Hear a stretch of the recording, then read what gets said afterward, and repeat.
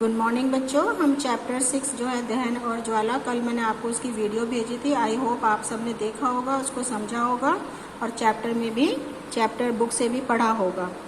मैं थोड़ा सा और एक्सप्लेन कर देती हूँ इसको। सबसे पहले यहाँ शब्द आता है ईंधन। आपने सुना होगा ईंधन। हम घर में भी ईंधन का इस्तेमाल करते हैं, हम गैस वगैरह यूज़ करते हैं, हम गाड़ियों में पेट्रोल डीजल डालते हैं, तो पेट्रोल डीजल गाड़ियों के लिए ईंधन है। CNG भी हम आजकल यूज़ कर रहे हैं।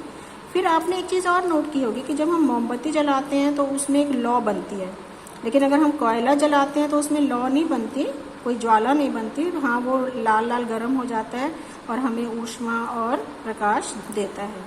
तो अब हम जानेंगे कि दहन क्या है। हमारी लैब में जो है एक मैग्नीशियम धातु होती है, उसकी रिबन जैसी बनी होती है। उसको अगर हम ऐसे जलाएं तो वो जैसे हम घरों में फुलझड़ी नहीं जलती है, ऐसे वो जलेगा। तो इट मीन्स कि जो मैग्नीशियम है वो ऑक्सीजन के साथ अभिक्रिया करता है, मैग्नीशियम ऑक्साइड बनाता है, लेकिन साथ में ऊष्मा मतलब गर्मी और प्रकाश निकलता है। तो हम कह सकते हैं, अब हम दहन की परिभाषा दे सकते हैं कि दहन क्या है। रासायनिक प्रक्रम जिसमें पदार्थ ऑक्सीजन से अभिक्रिया करके क्या देगा, ऊष्मा, तब वो दहन कहलाता है। और जिस पदार्थ का दहन होता है, जैसे यहाँ मैग्नीशियम रिबन का हो रहा है या हम कागज जलाएं तो कागज का हो रहा है, तो वह पदार्थ दाह कहलाता है। उसे हम ईंधन भी कहते हैं। अब इसके कई रूप हो सकते हैं। ईंधन जो है वो ठोस भी हो सकता है, द्रव भी हो सकता है और गैस भी हो सकती है। और दहन जो है वो ज्वाला के रूप में, और उसमें हमेशा प्रकाश भी और ऊष्मा निकलती है। अब हमें एक एक्टिविटी है, आप ये घर में करके देख सकते हैं कि एक हमने मोमबत्ती जलाई और उसके दोनों साइड पे हमने कोई ब्लॉक्स रख दिए, उसके ऊपर हमने एक चिमनी रखी। चिमनी मतलब ऊपर से भी जो है वो ओपन है और नीचे से भी ओपन है। तो हम देखते हैं हमारी मोमबत्ती आराम से जलती रहती है। लेकिन अगर हम इन ब्लॉक्स को नीचे से निकाल दें तो थोड़ी देर में हम देखते हैं ये मोमबत्ती की लौ जो है वो थोड़ी हिलेगी डुलेगी और फिर बुझ जाती है।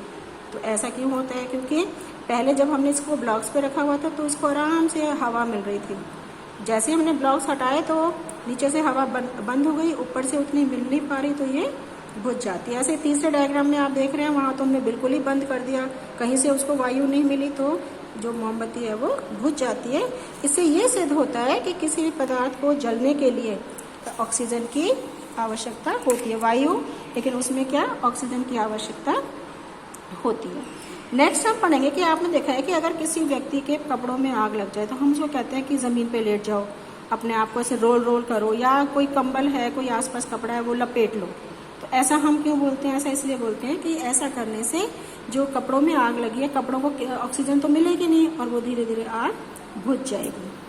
नेक्स्ट हम देखते हैं कि अगर हम कागज का, ये एक माचिस में बहुत सारी तीली रखी हैं, वो कभी भी अपने आप नहीं जलती। हम उस तीली को निकालते हैं, उसको रगड़ते हैं, तब वो जलती है।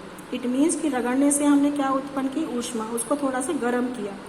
कागज का टुकड़ा है, उसको भी आपको वैसे तो जलेगा नहीं, जितना पतला कागज का टुकड़ा होगा उतनी जल्दी आग पकड़ता है और जितनी मोटा होगा उसको थोड़े टाइम लगता है। ऐसे लकड़ी आपने देखिए, पतली लकड़ी होगी वो जल्दी आग पकड़ती है, थोड़ी मोटी लकड़ी हो तो उसको पहले बहुत टाइम लगता है गर्म होने में। तो ऐसा क्यों है? मिट्टी का तेल है, बहुत जल्दी आग पकड़ता है। तो यहाँ पर हम एक शब्द जानेंगे, वो है ज्वलन ताप। ज्वलन ताप होता है वह न्यूनतम ताप जिस पर कोई पदार्थ जलने लगता है, वह ज्वलन ताप कहलाता है। तो हम कह सकते हैं कैरोसिन जैसे ये जो जितनी बहुत जल्दी आग पकड़ते हैं उनका ज्वलन ताप कम है। आगे का चैप्टर हम नेक्स्ट टर्न में पढ़ेंगे।